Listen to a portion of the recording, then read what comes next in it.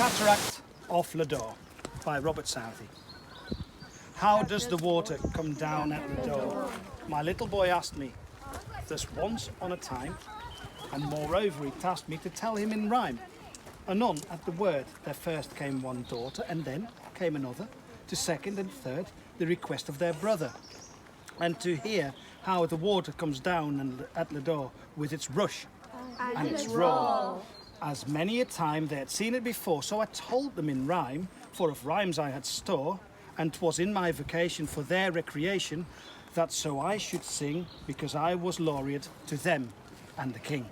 From its sources which well in the tarn on the fell, from its fountains in the mountains, its rills and its gills, through moss and through brake it runs and it creeps. For a while till it sleeps in its own little lake, and thence at departing, awakening and starting, it runs through the reeds and away it proceeds. Through meadow and glade, in its sun and its sunshade, and through the wood shelter, among crags in its flow, helter skelter, hurry scurry, here it comes sparkling, and here it lies dark.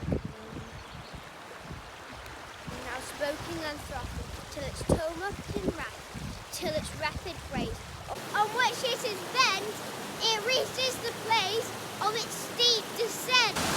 The cataract strong and plunging along, striking and raging as if a war raging, rising and leaping, sinking and creeping.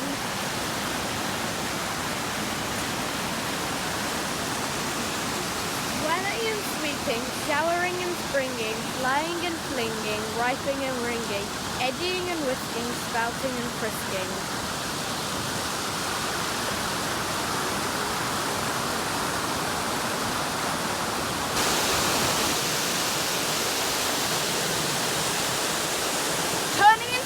Around and around with endless rebound, slighting and fighting, the sights and the lighting, confounding, astounding, dizzy and deafening the ear with its sound. Collecting and drinking, receding and speeding, and shocking and rocking, and darting and parting, and threading and spreading, and whipping and hitting, and nipping and skipping. And hitting and splitting, and shining and twining, and rattling and battling, and shaking and quaking, and pouring and roaring, and waving and raving, and tossing and crossing. And flowing and going, and running and stunning, and foaming and whirling, and dimming and spinning, and dropping and popping, and working and jerking, and guggling and struggling. And heaving and clinging, and moaning and groaning, and glittering and flittering, and daring and feathering, and whitening and brightening, and curving and shivering, and rolling and stirring, and thundering and floundering.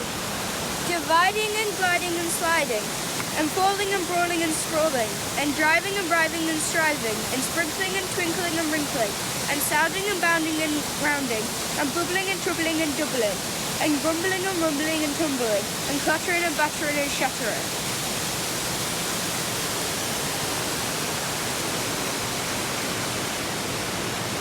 Retreating and beating and meeting and cheating, delaying and fraying and playing and spraying, advancing and prancing and glancing and dancing, recalling to mauling and twirling and boiling, gleaming and streaming and steaming and beaming, rushing and flushing and rushing and rushing, flapping and rapping and clapping and slapping, and curling and whirling and purling and swirling, and thumping and plumping and bumping and jumping, and dashing and flashing and splashing and clashing, and so never ending, but always descending.